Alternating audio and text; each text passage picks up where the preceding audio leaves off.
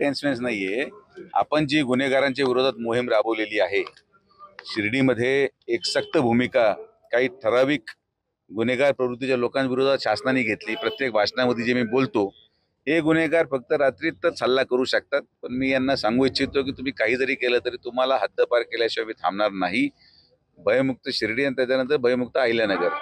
मग लोकप्रतिनिधी जरी भय निर्माण करत असेल त्यालाही भयमुक्त करून टाकू, आणि कोणी गुंडगिरी करत असेल त्यालाही भयमुक्त आम्ही करणार त्या ठिकाणी। त्यामुळं या सगळ्या छोट्या गोष्टींमुळे मी लक्षही देत नाही आणि भानगडीत पडत नाही। आता मी अनेक वेळेस म्हणतो, हा विषय संपला पाहिजे। संगमनेर मतदारसंघाच्या जनतेने विकासासाठीच परिवर्तन केलेलं आहे, पण ते विकास मागे ठेवून दररोज ह्या सगळ्या गोष्टींमध्ये जे भांडणं होतात, वाद होतात, हे दुर्दैवी बाब आहे।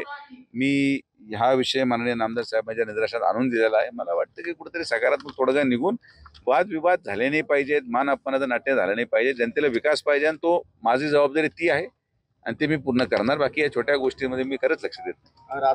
आणि जो काही पवार साहेबांचा गैरसमज झाला असेल आमदार महोदयांचा, तर तो गैरसमज दूर करायला किती वेळ लागणार आहे? राहू द्या, चालत राहते। आता त्यांना काहीतरी तर बोलावं लागेल। असं काय करता तुम्ही?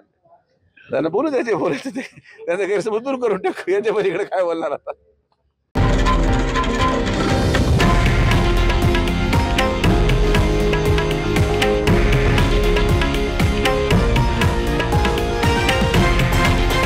हे आहे देशातील नंबर 1 न्यूज नेटवर्क आणि आपण पाहत आहात TV9 मराठी, एकमेव।